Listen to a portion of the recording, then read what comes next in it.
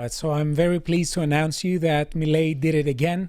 He torpedoed the communists and he won the midterm legislative elections of yesterday, October the 26th of 2025, which were very important elections for him because they were sort of like a vote of confidence. And we had all the usual phenomena, polls lying about it, trying to create the idea that people turned their back to him. Nothing of the sort happened. In fact, it was the exact opposite. And all this was just an attempt to basically gain votes for the Peronists. So we are going to talk about this, and we are going to talk about how he triumphed over some of the recent setbacks he had.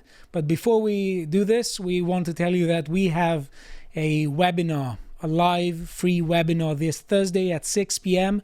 Brother Luca is going to be with me. And we're going to talk about the new course that we have released, the Introduction to Ancient Greek Virtue Ethics, that I did. And we're going to talk about Plato's critique of democracy and how he thinks that the tyrant is born out of democracies. Right, so come, join, it's free. Also buy the course and ask us questions, and we are going to answer them for you. Right, back to our topic. We have Milei here and exiting the building and being very happy. Let us watch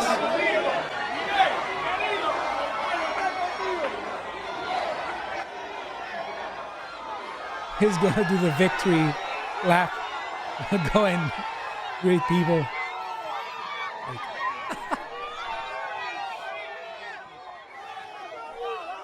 Right, so he is very joyous, very triumphant. It was a massive victory. Right, so this was something like the midterm elections.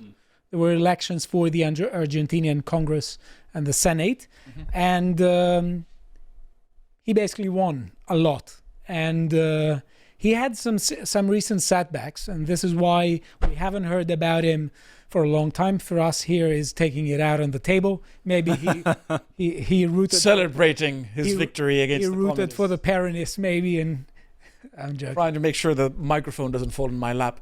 Right. So Milei recently had some setbacks, and we haven't heard about him in a long time now.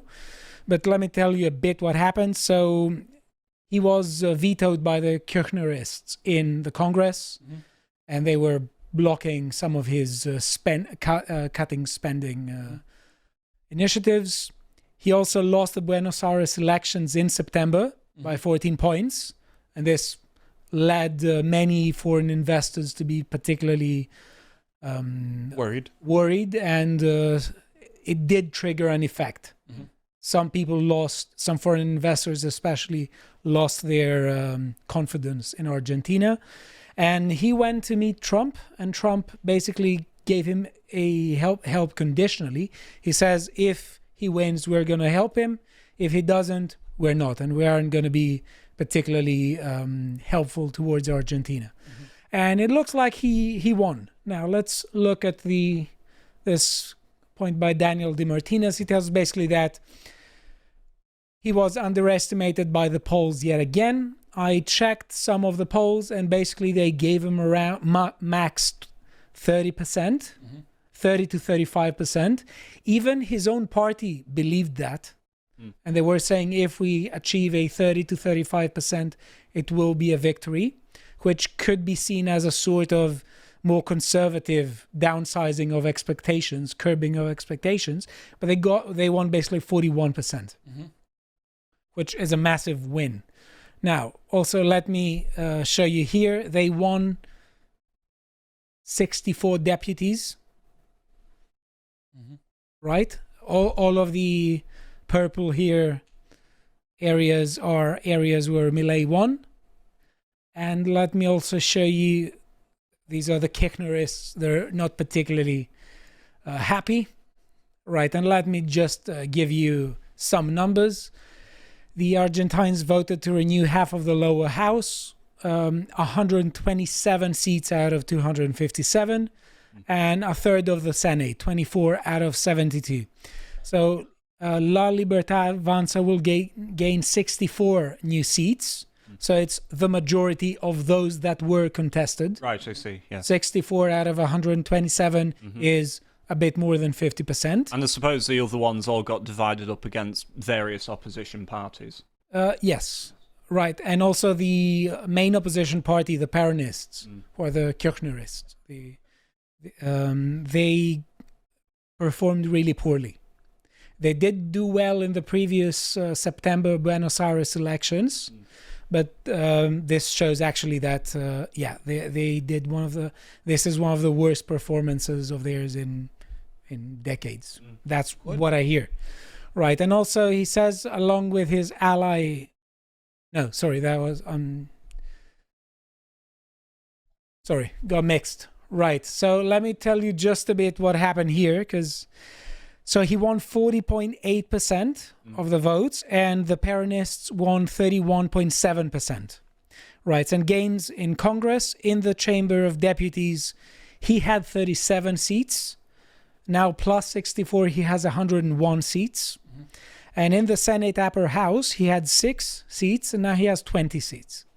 So why is that important? That's very much important because although he doesn't have the majority in either of these two bodies, he has crossed the threshold where he can veto the Congress. Right. Whereas previously they had the majority and they could veto some of his resolutions and some of his policies. Now he can also veto them back, and especially he can veto motions for him to be indicted. So there should be very little obstruction going forward. There is considerably less obstruction than there was before. And this is one of the good things about Milei, is that you call him a libertarian if you like, he knows how power works. He knows how you have to win within politics. It's not just an issue of creating a comfort zone where you just lament about how the bad government is taxing you. He knows how to actually fight the game, both politically and culturally, as well as economically. So he doesn't just constantly complain about taxes. He actually does the work. And he knows that there needs to be a full, across the board, whole scale, cultural revolution of liberty-loving principles that are going to aid Argentina, as opposed to just treating it as a merely economic thing. Yes. And just don't get me wrong, he constantly talks about economics, but he also talks about politics and culture. This is what libertarians in other places really don't get. You just leave culture to the leftists. Yeah. And let them savage it. Yes. Right. And what's important here is that these elections were sort of seen as a referendum for him. Because of his setbacks, of his recent setbacks, lots of people lost their confidence in him and in Argentina. But now this seems to change. And now, as they say here, Milei is a key ideological ally of Trump. Actually, the Associated Press may be trying to dispose readers negative towards him by saying this, but yeah, whatever. And what they say here about the high stakes of it, there is a $40 billion help from the U.S. And it was conditional. So as they say here, Trump appeared to condition a $20 billion currency swap deal with Argentina's central bank and an additional $20 billion loan from private banks on a good showing for Milei in national midterms, threatening to rescind the assistance for the cash-strapped country in the event of a Peronist victory. And as Trump said, if he wins, we're staying with him, and if he doesn't win, we're gone. And this is a big deal, because what the Americans are doing is that they're tapping the resources of Latin America in order to rebuild their own industries. They need alternative supply chains to the ones that are controlled by China. So this money, in a way, it helps the Argentinian economy, but it also secures American investments. It's sort of a subsidy for American companies in a way. That's why this money is being poured into Argentina. And they need somebody like Milei to guarantee it. Previously, they would have relied on a nice and friendly military dictator, Pinochet or someone like that, to sort of toss communists from helicopters and solve that problem more permanently. Now they're relying on a more democratic process and a mandate from the public. And it's good that they have it. It's it's important. Also, I read that Argentina has vast lithium resources. Lithium, rare earth minerals, every single kind of agricultural product, oil, hydrocarbons, all kinds of things. Yes. Like the mineral wealth of Latin America is immense. And it's insane how, if you have communists and socialist thinking people, how they can completely be sitting upon a treasure and not knowing what to do with it. No. Or thinking that it's a bad thing to take advantage of it. And what is interesting in Argentina is that you have essentially a gang that was governing the country and trying to emotionally blackmail the entire population and culture in order to make them think that if they do something to become richer and have a greater pie to disseminate unequally, they're going to end up better off. They try to prevent people from seeing that. Yes. Because they were basically socialists and statists who are trying to say that if you want to honor the profit motive, you're a bad person and you're drinking the blood of people. It's the exact opposite. Yes. It's the exact opposite. So the Peronists and have been statists who have been governing Argentina like a gang, Milei is trying to do something about it. And I absolutely respect this because he isn't one of those libertarians who constantly try and complain. Just complain, knowing that they're really well in a particular comfort zone. He actually gets the job done. Yep. And I really respect this. Right. So this was about the setback. Before here, Trump is congratulating him. Congratulations to Milei on his landslide victory in Argentina. He's doing a wonderful job. Our confidence in him was justified by the people of Argentina. Milei is thanking him, as he's also thanking Treasury Secretary Scott Bessent for his support. Right, and that's it basically. That he scored a massive win, and also Guardian is lamenting, and it says here Javier Milei hails tipping point as Milei far-right party wins Argentina's midterm election, and they're talking about result falls short of giving Milei a congressional majority, but surprises many analysts after a series of scandals. And they're saying something like his wife or sister, a member of his very close environment, was chief of staff. And this was just an amazing scandal. But the real scandal is that he's doing the good job. That's the real scandal for the Guardian, who is supporting despicable statists across the globe who are just a gang and try to make everyone equal in poverty, except themselves, who basically own everything. Because really what goes on is that socialists are talking about equality all the time, but in fact they're in favor of absolute power. They just want everyone else to be poor, and they want to basically own everything. And instead of saying that we are going to be kings, they are going to say, presumably in Latin America, they'll say, well, capitalism is linked to European absolute monarchy, so we're going to be endless dictators because we want to fashion ourselves as a republic. They're going to say something. If somebody were to talk about the corruption of the Kirchners, or to talk about the corruption of the Peronist parties in general, or the corruption in all of the left across the world, they would be writing books after books after books. A newspaper wouldn't do it justice. But what these guys do is that they pick a couple of stories and inflate those. So I'm very open to the possibility that there's some corruption around Milei. I mean, he did that thing with his coin, with these coins, and it was clearly a nasty rug pull. He was clearly being very corrupt with that. So yeah, fair enough. But the reality of it is that you will always have wealth and power being interconnected. And we've adopted this ideal where we pretend that they shouldn't be and that they can't be, when all of human history records the opposite. And the question, therefore, isn't are powerful people getting rich and are rich people becoming powerful? The answer is, are you holding them to some kind of account that makes life better for everyone else? Yeah.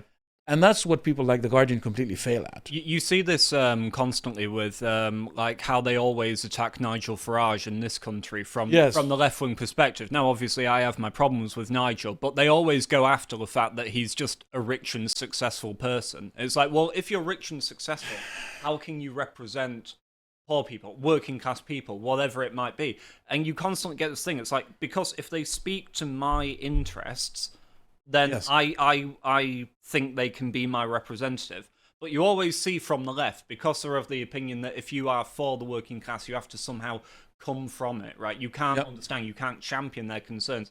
And most of them are champagne socialists. Right, and so you end up with stuff like... They never do the same for Bernie Sanders. Yeah. They never do the same for the fact that Nancy Pelosi is worth hundreds of millions of dollars, mainly on the back of insider trading. But it also always leads as well with people like Gavin Newsom, I saw, just making up some story about how tough he had it when he was young. It's like, dude, just own the fact that your parents were a rich socialite. It's like, it's fine. It's not a crime. No. Unless you're a leftist. Yes. In which case, then it becomes the greatest crime. But it's interesting to look at the rhetoric that they have and what they're trying to do, because they are trying to isolate some facts out of a very complex equation when it comes to the economy. And they're trying to say, well, we intend to help people, to be for the poor guy, and we're going to tax the rich and give to the poor.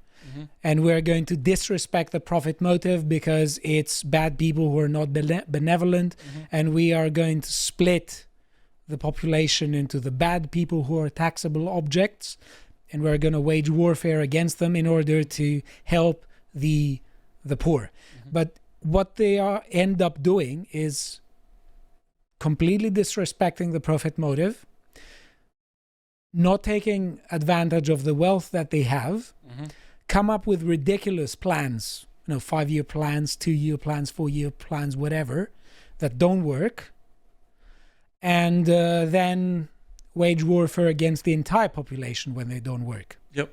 So what happens is right now, and what Milei is doing, and why I'm really happy about Argentinians here, is that they refuse to play along to this emotional blackmail of the mainstream media and of the leftist rhetoric that tries to say that if you don't do things our way, you're a bad person. Yep. No, if you do things their way, you're a useful idiot.